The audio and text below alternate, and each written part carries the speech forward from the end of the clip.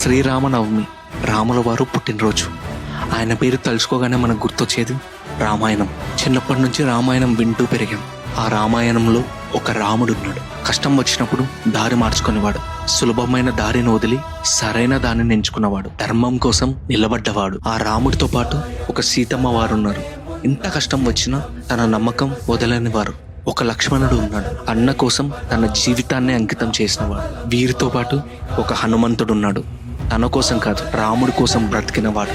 అందుకే రామాయణం అంటే ఒకరి కథ కాదు, బంధం, నమ్మకం, ధర్మం, వీటన్నిటి కథ. రాముడు దేవుడు కాబట్టి గొప్పవాడు కాదు, తను నడిచిన మార్గం వల్ల గొప్పవాడయ్యాడు. అందుకే ఈ రోజు రాముడి పుట్టినరోజును మనం పండుగగా చేసుకుంటున్నాం. ఈ రోజుకి రాముల వారిని మన గుండెల్లో పెట్టుకొని పూజిస్తున్నాం.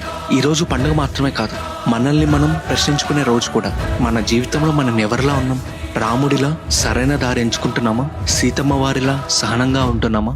లక్ష్మణుడిలా మన వాళ్ళ కోసం నిలబడుతున్నామా? హనుమంతుడిలా నిజమైన భక్తి, నమ్మకం ఉందా? ఇవే ఈరోజు మనల్ని మనం వేసుకోవాల్సిన ప్రశ్నలు. అందరికీ శ్రీరామనవమి శుభాకాంక్షలు. జై శ్రీరామ్.